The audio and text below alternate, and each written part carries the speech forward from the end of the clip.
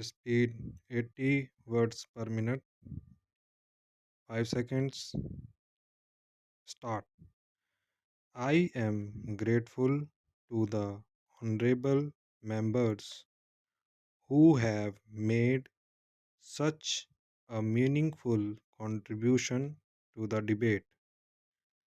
I also feel a little disappointed that this year the demands of the Ministry of External Affairs could not come before the House as they have always been coming year after year, and I think this should be the last year in which such a thing has happened.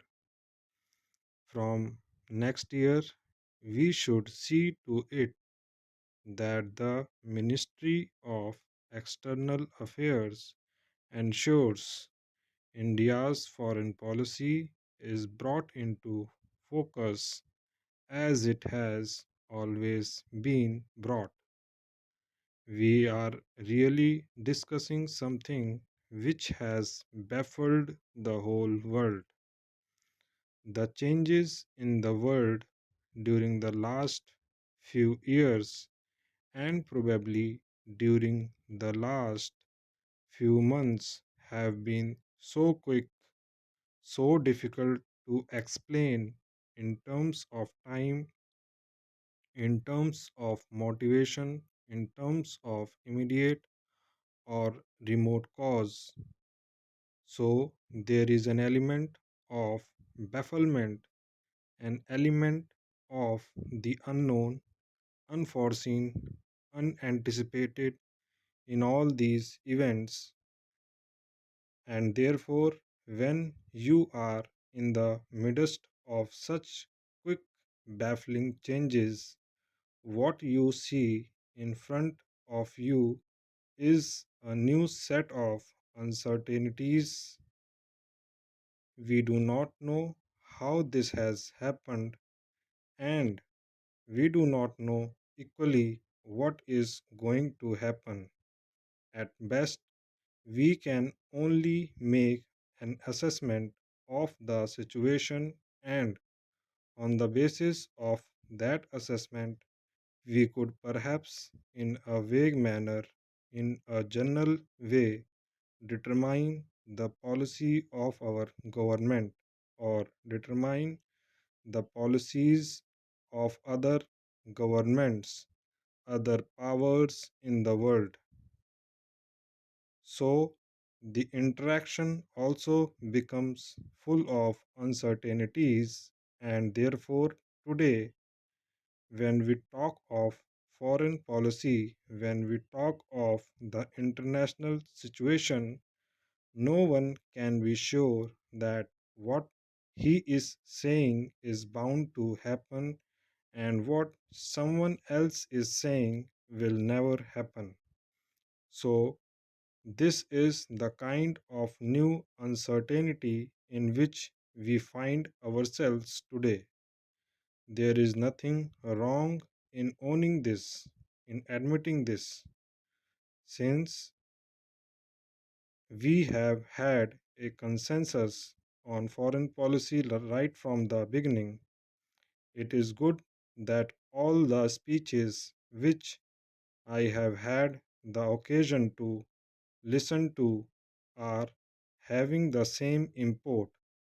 So, I would say that we are in the quest for a new policy framework for the country, both inside the movement of non alignment as a founder member of the movement of non alignment and also as India per se.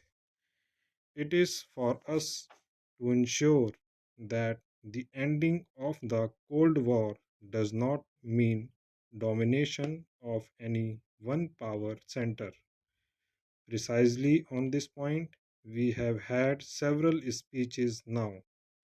It will be India's endeavor to see that the end of the Cold War or the emergence of only one power bloc or superpower does not mean the subjugation of all other countries who, on some issue or the other, do not see eye to eye with that superpower. I have no doubt in my mind that India will have to play that role.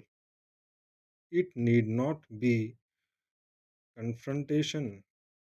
There is no need for confrontation, even in a democratized United Nations, for instance, for which we are making all efforts.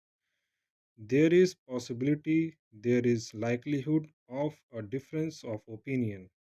And if that democratization continues on the right lines, India will have a role to play.